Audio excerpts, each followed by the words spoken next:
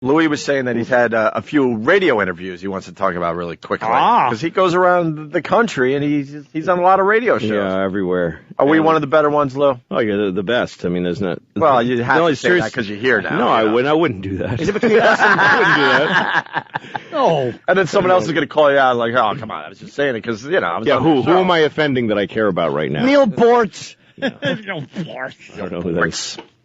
But no, there's both of these things happen on shows that I like, actually. And I don't even remember. The first one was, just see if you can guess who the person was in the room that did this in each show. You don't know the names, but the type of person it was. Yeah. Once I was talking about my ankle being worn out. It's a bit that I did. Heather Mills. And I go, I don't even understand that. Septic model. Exactly. Just talking about people with no legs. Oh, okay. No legs? You said ankle, so I was assuming. Ankle. Oh my God. I didn't say it was a home run, Lou, but I didn't realize. Better than a thirsty mouse. What? Thirsty mouth? Thirsty mouse. Oh, I think No! I think you said thirsty mouth. That's what I thought I he said said too. thirsty mouse. Maybe I ought to leave the mice jokes to Jimmy today. I'm sorry, Lou. Go ahead. They're in his wheelhouse, I think. Yeah. No, I was talking about being 40. Now I'm 41. And how when you go to the doctor, they don't try to fix anything anymore.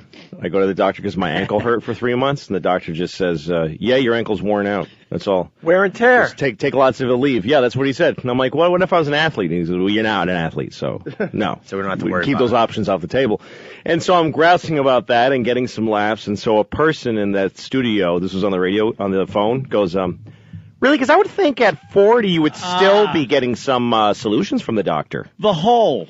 Yeah, isn't that weird that it was... The hole. The chick. I mean... They insist just all these... shuts, and all the laughter stops. Yeah. That's... I would think that at 40 the doctor would still come up with some options for you there. Thank you. Why did... Fun kryptonite. And so there's a pause, and then I go... Yeah, he didn't is what I'm saying. Where I'm going with this is that he didn't. That's the engine of this piece of comedy. That's how it functions, is that it didn't. Get it, dummy? What are you helping by correcting the piece of comedy? You would think.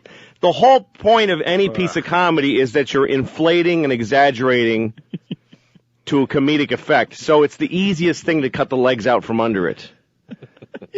It's the easiest, stupidest, most worthless thing to do. I hope you gave her this speech. No, I didn't. I just said, I packed all of that into, he didn't is what I'm saying. Right. And I just sat there so mad, and then the rest of the interview, I'm just like, yeah, and just answering questions, yes or no, and I just want to get off the phone. Well, she doesn't understand because, again, we've said before that when certain holes just leak brains and humor out of them.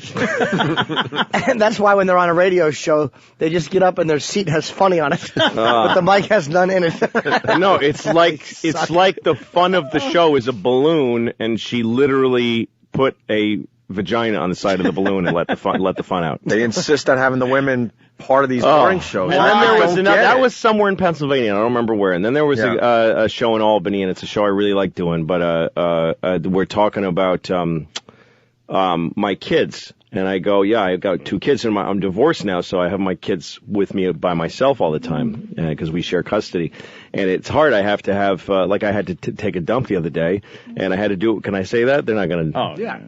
I had to do it with the door open because I got 2 kids to watch. Nobody else is home, so I can't unless I'm going to gather them into the bathroom to watch Daddy take a poop. I've got to have the door open while I'm watching the kids. Right. And she goes, same person, basically, just keeps moving other cities within the same morning somehow. Same genitals, same different day. show. Yeah. She goes, really? Because your daughter's 7, I would think that she could take care of herself while you're doing that. Oh, my God, that's not the point, Oh, you my idiot. God. That's not the point.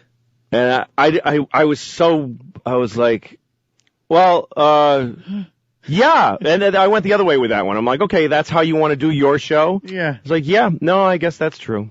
I guess she could have. You're right. Just just clotheslined your jokes. Why would the Jews go into the bar? If they owned it, wouldn't they have been there already going over the books and the deliveries? Yes.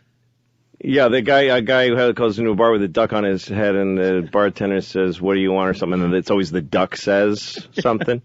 Really, because I didn't think that ducks had the power of speech. Yes. And why wouldn't the bartender comment on the duck as opposed to just speaking? Really, because usually when I go to a bar, they don't even talk to me. They just seem real busy. There's an easier way to keep them from jumping on the bed. Yeah. Wouldn't a duck fall off?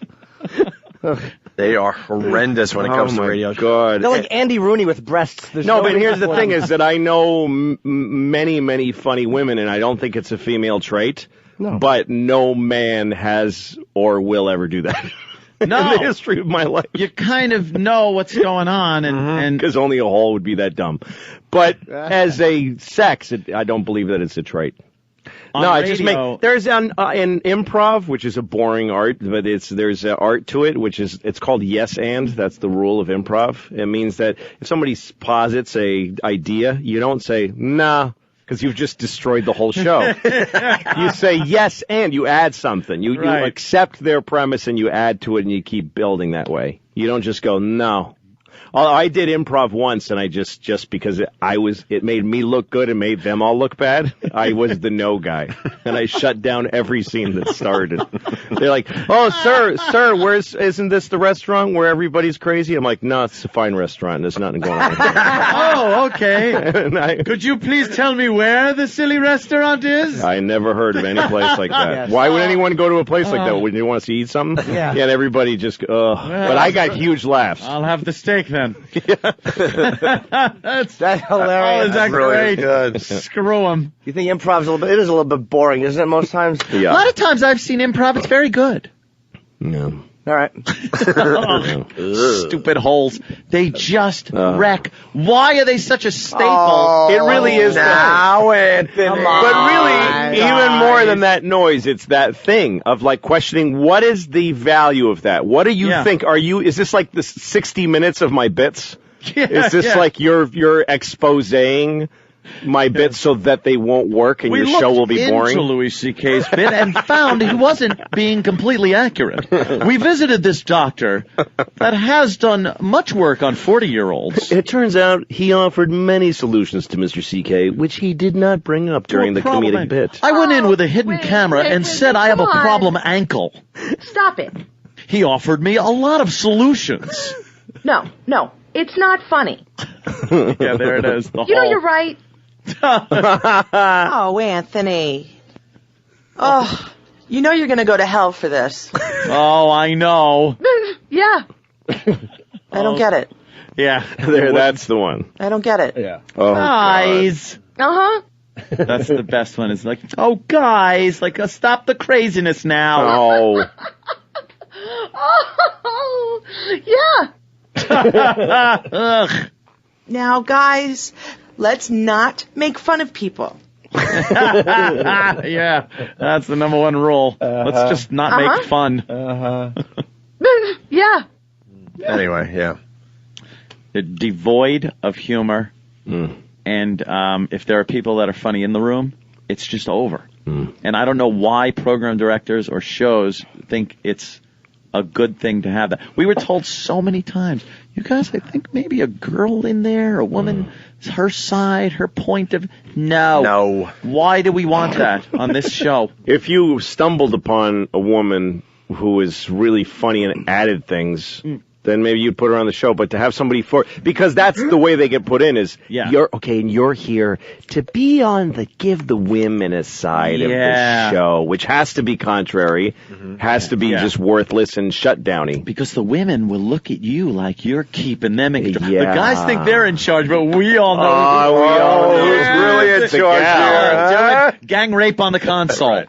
Show her who's boss. We just like doing horrific things to women on our show.